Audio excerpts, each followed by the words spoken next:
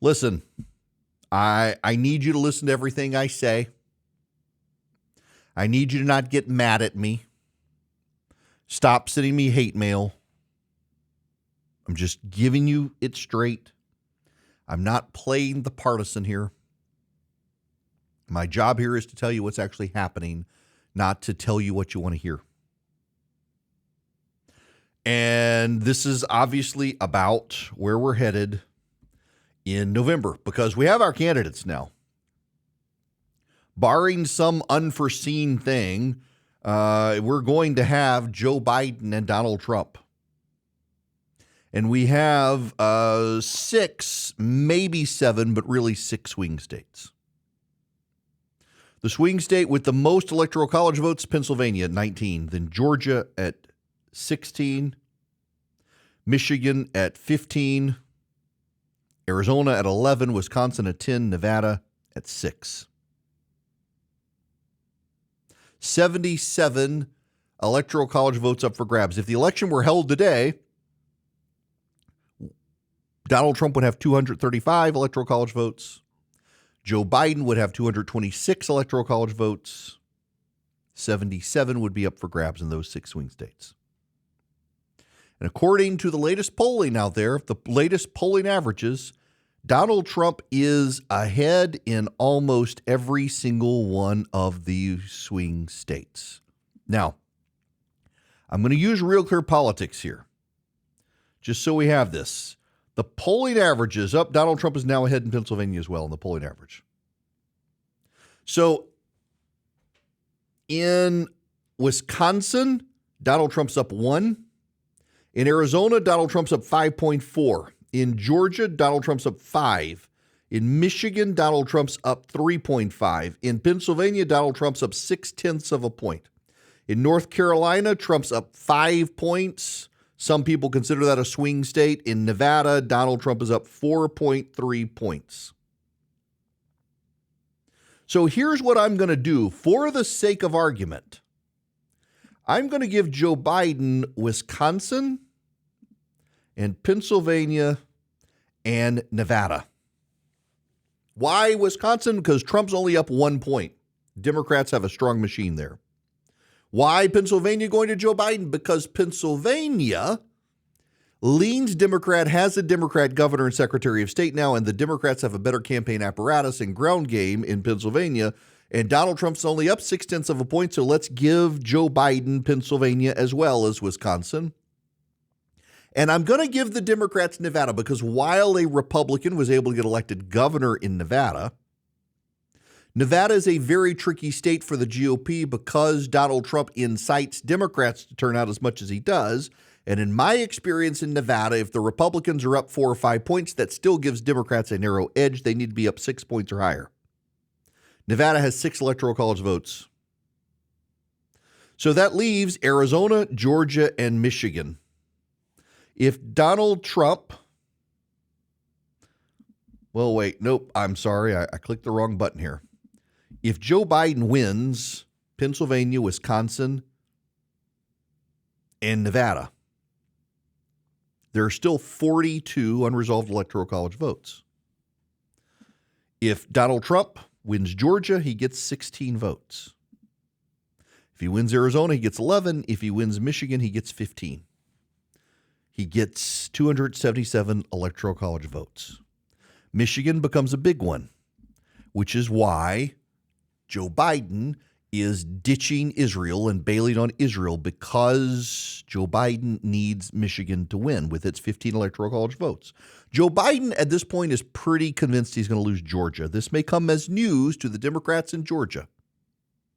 But every major Democratic strategist I talk to, and I know many of the prominent ones, they don't actually think Joe Biden's going to win Georgia. They recognize there's a suburban shift. Do you know, by the way, in Georgia, every Republican in Georgia in the state legislature and statewide got more votes than Donald Trump in Georgia in 2020 in the same district? So if you take like District 1 for the state Senate in Georgia, the Republican there got more votes than Donald Trump did in that district and the like. Donald Trump totally underperformed. The problem for the Democrats is a person in Georgia. Her name is Laken Riley. You might have heard of her. The economy, Laken Riley's death, all of these things play in Donald Trump's favor in Georgia. And in fact, the polling in Georgia right now, the good pollsters in Georgia have Donald Trump ahead. That's a real problem for Joe Biden. Because the good pollsters, not just the fly-by-night pollsters, but even the really good pollsters who pay attention to the state dynamics in Georgia have a good track record in Georgia. Because, national pollsters aren't necessarily good at polling individual states. So look at the people who are good at polling individual states, and what do they see? In Georgia, Donald Trump's ahead. That's 16 electoral college votes. Donald Trump, if the election were held today, probably would win. Now, there is a strain of strongly anti-Trump primary voter, largely from the DeSantis camp, but also the Haley camp. But they say it doesn't matter.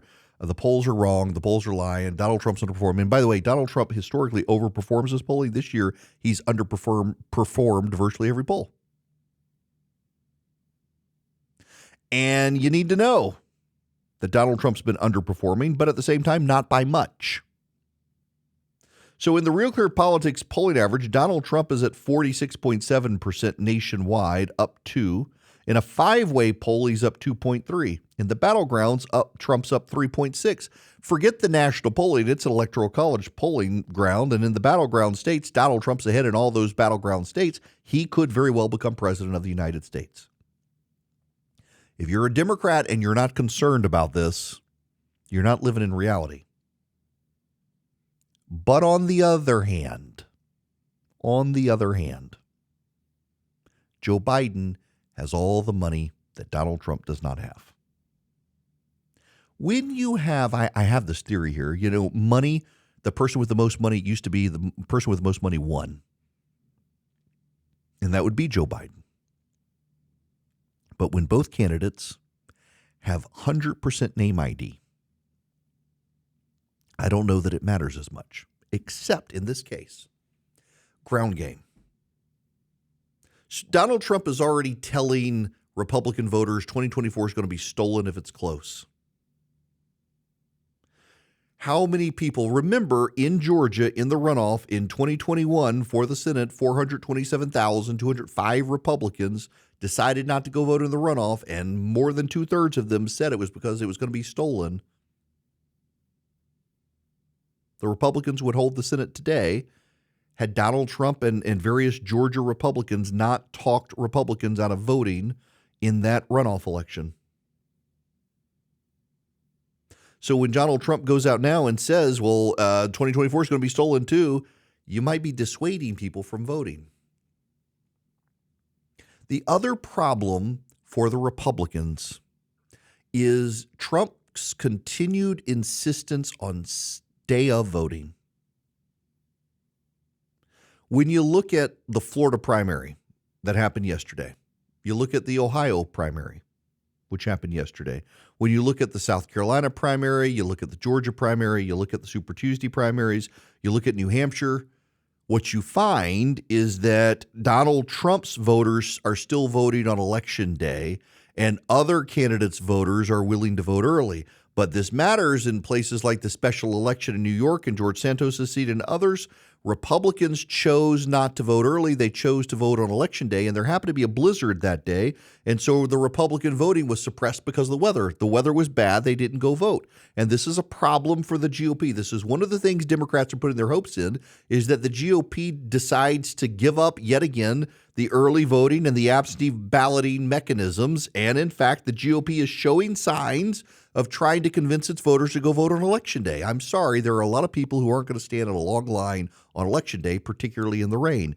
The GOP is voting for suicide if they're voting not to participate in early elections. But when Donald Trump tells everyone, it's going to be stolen, people want to go vote on the same day, on Election Day. It's a dumb thing that he's doing. The GOP used to win absentee and early voting, and now they're losing because of Donald Trump's rhetoric. And yes, Donald Trump's rhetoric is to blame, and you all know it's true. Donald Trump is ahead in the polling. He's ahead in the swing states. If the election were held today, Donald Trump would win. But the election's not today. The election's in November, and he's being outspent by the Democrats pretty significantly. And he's downplaying early voting and absentee voting, and that gives Democrats an edge if the weather is bad on election day. So that's why Donald Trump can win.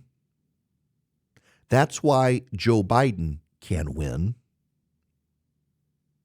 But if I were a Democrat, I'll tell you what would concern me more than anything else with the data and the polling and the surveys and all the things I'm seeing. Any idea? No. You know, Trump only got 81% of the Republican vote in Florida. That's actually not bad. Nikki Haley did good in well-to-do areas that you'd want to live in, like Naples. But no, that's not the data. The data that I would be concerned with if I were running for president right now is this particular bit of data. Democrats, Donald Trump's favorability for his time in office has gone up. More Americans today view Donald Trump's tenure in office more positively than they did when he left office. That is the biggest warning sign in modern American polling. It is the thing that should keep the Democrats up at night, and it is the biggest red flag that this is Donald Trump's election to lose, and Joe Biden is the underdog. Joe Biden may have more money, but at the end of the day, when you both have 100% name ID and people know it's a presidential election, how much more money does that get you? What does the money get you? Does it get you a ground game? Does it get you absentee balloting? Does it get you all that stuff? Yes, it does. It gets you greater turnout. It gets you a better ground game. It gets you better GOTV, get out the vote operations. It gets you all those things. And that gives Joe Biden an advantage over the GOP. He's got more money to do this with.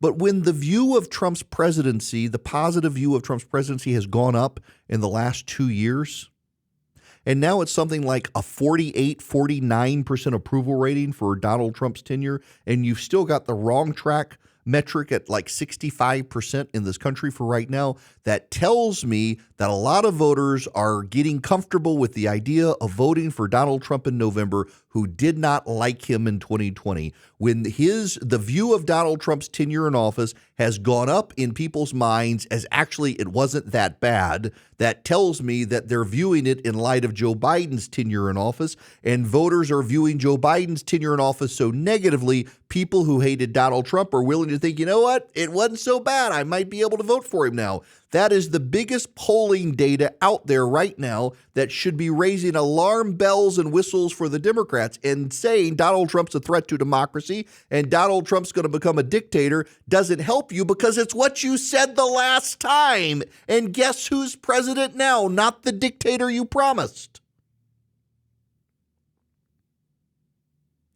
There are real reasons Republicans should be worried about Donald Trump being the nominee, because he's alienating, he's polarizing, he incentivizes and fires up the Democratic base as equal to, if not more so, than the Republican base. He can't fundraise in the way Joe Biden can fundraise. He doesn't have the money. He's not going to have the money. He's not going to have the ground game. He's already talking about voter suppression by saying the vote's going to be stolen. He doesn't want you to vote early. He wants you to vote on election day. All of those are advantages for Joe Biden.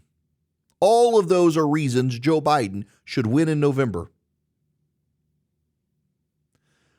But voters so hate Joe Biden and have begun to view Trump's tenure so much more positively than they thought it was 4 years ago. And Trump is ahead in polling, and if the polling's wrong, okay, the polling's wrong. But even the Democratic good polling that you don't see, the panic mode that they have, the fact that Joe Biden is having to hit the swing states hard right now, shows you their internal data shows the same thing. They think Donald Trump is ahead in the polls right now.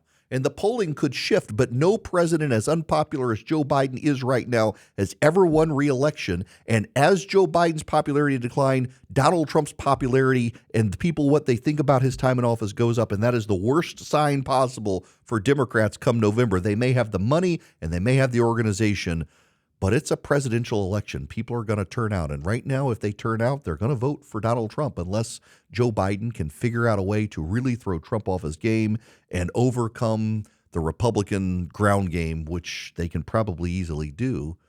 But what if Republicans put their foot on the gas and really build? They should. They could. Trump really can win this thing. And Democrats and Trump haters just don't appreciate that fact enough.